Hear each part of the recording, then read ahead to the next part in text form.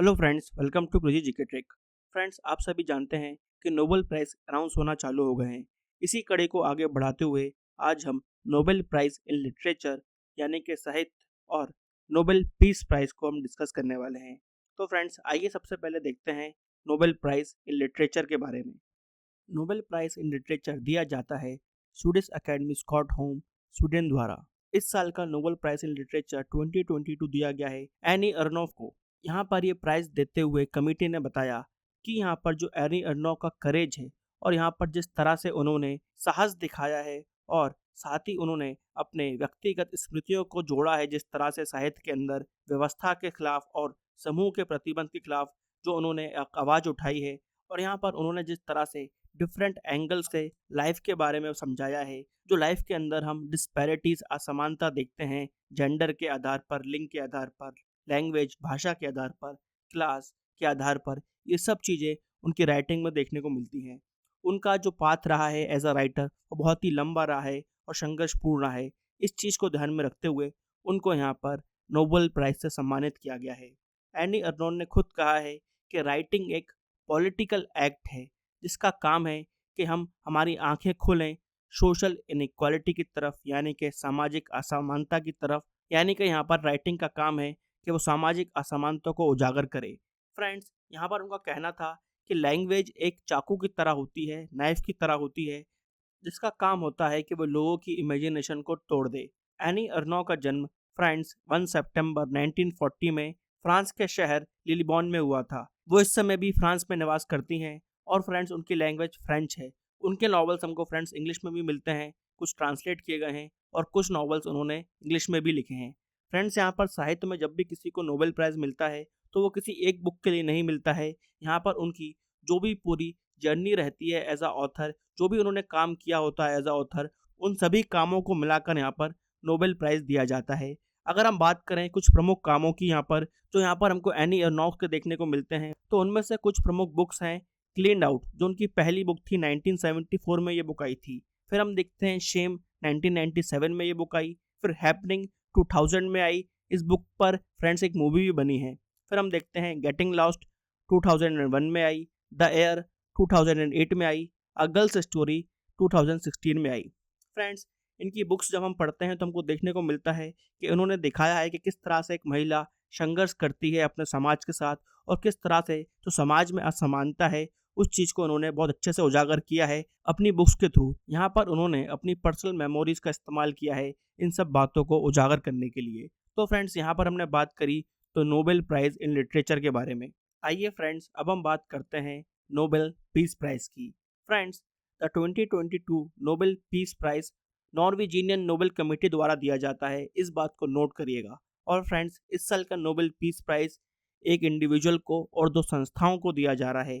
Friends, यहाँ पर committee ने नोबेल प्राइज़ को अनाउंस करते हुए बताया कि नोबेल प्राइज़ उनको दिया जाता है जो सिविल सोसाइटी को रिप्रेजेंट करते हैं अपनी कंट्री के अंदर। यहाँ पर जिन लोगों ने सालों साल फंडामेंटल राइट्स ऑफ सिटीजन को प्रोटेक्ट करा है और साथ ही जिन लोगों ने राइट टू क्रिटिसाइज को बढ़ावा दिया है, उन लोगों को ये प्राइज़ दिया जाता है। इसी के साथ यहाँ पर जिन लोगों ने वॉर क्राइम्स को, ह्यूमन राइट्स अब्यूज़ को और अब्यूज़ और पावर को डॉक्यूमेंट किया है, उन सब चीज़ों को देखते हुए भी यहाँ पर नोबेल पीस प्राइज़ दिया जाता है। फ्रेंड्स, इस साल जिनको भी नोबेल प्राइज़ दिया गया है वो यहाँ पर दर्शाते हैं कि सिविल सोसाइटी की क्या भूमिका होती है पीस स्थापित करने में और डेमोक्रेसी को और दृढ़ बनाने में। तो फ्रेंड्स, आइए देखते हैं किन किन लोगों को इस साल नोबेल पीस प्राइज़ दिया गया है। फ्रेंड्स, यहाँ पर सबसे पहले हैं एलेक्स बिलियास्की। फ्रेंड्स, इनका जन्म 25 सितंबर 1962 में रशिया में हुआ था और फ्रेंड्स इस समय ये बेलारूस में रहते हैं। मिस्टर एलेक्स ने बेलारूस के अंदर 1980s के टाइम पर डेमोक्रेसी को लेकर जो मूवमेंट्स हुए थे उनमें भूमिका निभाई थी।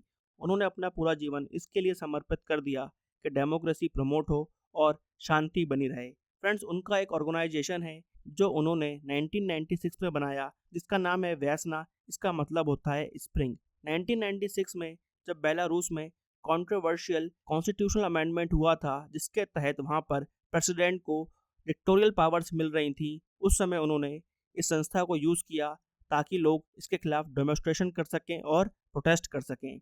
इसी के साथ उनकी संस्था उनको भी सपोर्ट करती है जो इन मूवमेंट्स के दौरान जेल में चले जाते हैं, उनकी फैमिलीज़ को भी सपोर्ट करती है। आने वाले सालों में उनकी संस्था ह्यूमन राइट्स ऑर्गेनाइजेशन को डॉक्यूमेंट भी करती है और यहाँ पर जिन लोगों ने प्रोटेस्ट करा है अगेंस्ट अथॉरिटीज़ और जिन पर टॉर्चर यूज़ किया जाता है गवर्नमेंट द्वारा, उसको भी डॉक्यूमेंट करती है। यहाँ पर हम देखते हैं कि गवर्नमेंट ने लगातार मिस्टर एलेक्स की आवाज़ दबाने की कोशिश करी। उनको 2011 से लेकर 2014 तक जेल में भी रहना पड़ा और फिर हम देखते हैं 2020 में उनको फिर से जेल में डाल दिया जाता है। फ्रेंड्स, इस समय भी वो जेल में हैं जहाँ पर उनको डिटेन किया गया है बिना किसी ट्रायल के। फ्रेंड्स, उन्होंने अपने जीवन में बहुत ज़्यादा कष्ट उठाए हैं पीस को स्थापित करने के लिए और डेमोक्रेसी को बढ़ाने के लिए, और आज भी वो इस लड़ाई में बिल्कुल पीछे नहीं हटे हैं बेलारूस के अंदर। इसलिए उनको नोबेल पीस प्राइज से सम्मानित किया गया है। नेक्स्ट हम देखते हैं फ्रेंड्स, इस साल का नोबेल पीस प्राइज दिया गया है मेमोरियल को। फ्रेंड्स, मेमोरियल एक ह्यूमन राइट्स ऑर्गेनाइजेशन है रशिया में। इसकी स्थापना हुई थी 1987 मॉस्को में। द मेमोरियल की स्थापना इसलिए की गई थी ताकि जो सोवियत यूनियन ने लोगों पर अत्याचार किए हैं उनको भुलाया ना जाए।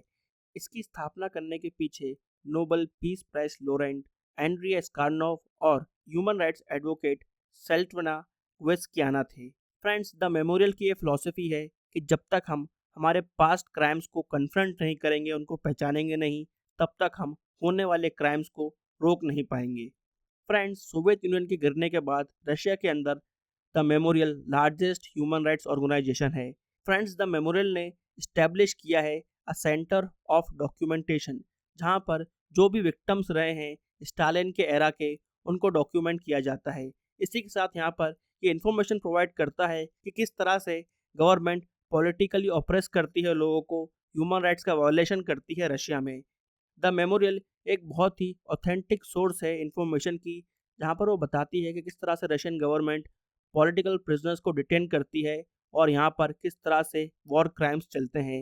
ये ऑर्गेनाइजेशन लगातार मिलिटरिज्म के खिलाफ लड़ाई करता है और प्रमोट करता है ह्यूमन राइट्स को और चाहता है कि गवर्नमेंट हमेशा रूल ऑफ लॉ को फॉलो करे। द मेमोरियल का यह मानना है कि जब सिविल सोसाइटी ऑटोक्रेसी और डिक्टेटरशिप को मान लेती हैं, अपना लेती हैं, उसी समय से हम देखते हैं कि पीस खत्म होना चालू हो जाता है।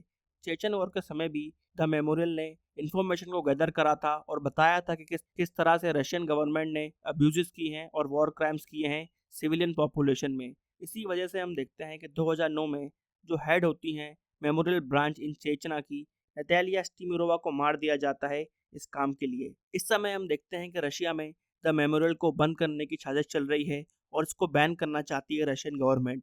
इसको देखते हुए मेमोरियल के चेयरमैन यान रैंकिन्स्की का कहना है कि उनका कोई भी प्लान नहीं है गिव अप करने का। Friends, Ales Bialiatski, the memorial और the centre for civil liberties को इस साल नोबेल प्राइज़ दिया गया है। Friends, the centre of civil liberties की स्थापना हुई थी 2007 कीव यूक्रेन में। इनका बेसिक पर्पस यहाँ पर यह था कि वो ह्यूमन राइट्स को और डेमोक्रेसी को प्रमोट करें यूक्रेन के अंदर। यहाँ पर वो यूक्रेन को फुल फ्लेजेड डेमोक्रेसी बनाना चाहते थे और साथ ही में यहाँ पर वो यूक्रेनियन सिविल सोसाइटीज़ को और भी सशक्त बनाना चाहते थे। यहाँ पर उनका कहना था कि अगर यूक्रेन रूल ऑफ लॉ को फॉलो करना चाहता है तो उसको इंटरनेशनल क्रिमिनल कोर्ट से एफिलिएशन ले लेनी चाहिए। फ्रेंड्स, जब रशिया ने यूक्रेन में इन्वेड किया फरवरी 2022 में, तब से हम देखते हैं कि सेंटर फॉर सिविल लिबर्टीज़ लगातार यहाँ पर डॉक्यूमेंटेशन कर रहा है कि किस तरह से रशियन वॉर क्राइम्स किए जा रहे हैं यूक्रेनियन सिविलियन पॉपुलेशन पर। इसी के साथ यहाँ पर इंटरनेशनल पार्टनर्स के साथ कोलैबोरेशन किया है ताकि वो आने वाले समय में जो भी पार्टीज़ यहाँ पर गिल्टी हैं वॉर क्राइम्स के लिए, उनको सजा दिला सके। तो फ्रेंड्स, यहाँ पर हमने देखा कि इस साल का Nobel peace prize Ales Bialiatski, memorial और the centre for civil liberties को दिया जाता है। फ्रेंड्स, ये प्राइज़ दिया गया है द नॉर्वेजियन नोबेल कमेटी द्वारा। फ्रेंड्स, यहाँ पर इन तीनों को ऑनर किया गया है क्योंकि ये तीनों चैंपियन हैं ह्यूमन राइट्स के, डेमोक्रेसी के और पीसफुल कोएग्जिस्टेंस के, खासकर बेलारूस, रशिया और यूक्रेन में। यहाँ पर संस्था का कहना था कि इनके लगातार प्रयासों से हम देखते हैं कि लोग ह्यूमन राइट्स की वैल्यू करते हैं, एंटी मिलिटरिज्म के खिलाफ खड़े होते हैं और रूल ऑफ लॉ को प्रमोट करते हैं। और साथ ही में फ्रेंड्स, यहाँ पर जो अल्फ्रेड नोबेल का विजन था peace and fraternity between nations, उसको ये सब लोग प्रमोट करते हैं और ऐसे विजन की फ्रेंड्स हमको इस समय बहुत ज़्यादा ज़रूरत है। तो फ्रेंड्स, यहाँ पर हमने नोबेल प्राइज़ इन लिटरेचर और नोबेल प्राइज़ इन पीस को डिस्कस किया। फ्रेंड्स, 10 अक्टूबर को Nobel prize in economics announce किया जाएगा, तब हम उस पर भी एक डिटेल वीडियो बनाएंगे। इसी के साथ फ्रेंड्स, जब पूरे नोबेल्स अनाउंस किए जाएंगे तब आपको हर साल की तरह इस साल भी जो एक ट्रिक वीडियो मिलता है जहाँ पर आप हर विनर को आसानी से याद कर सकते हैं, वो ट्रिक वीडियो भी आपको मिलेगा जैसे ही पूरे नोबेल प्राइज विनर्स का नाम हमारे सामने आ जाएगा। उसके बाद हम एक क्विज भी ऑर्गेनाइज करेंगे जहाँ पर मोस्ट एक्सपेक्टेड क्वेश्चंस को हम सॉल्व करेंगे। तो फ्रेंड्स, आज हमने डिस्कस करा द नोबेल पीस प्राइज और द नोबेल लिटरेचर प्राइज को। आई होप आपको ये वीडियो इन्फॉर्मेटिव लगा होगा। ऐसे ही और वीडियो देखने के लिए इस वीडियो को लाइक करें, शेयर करें और हमारे चैनल को सब्सक्राइब करें। Till then friends, bye bye and take care.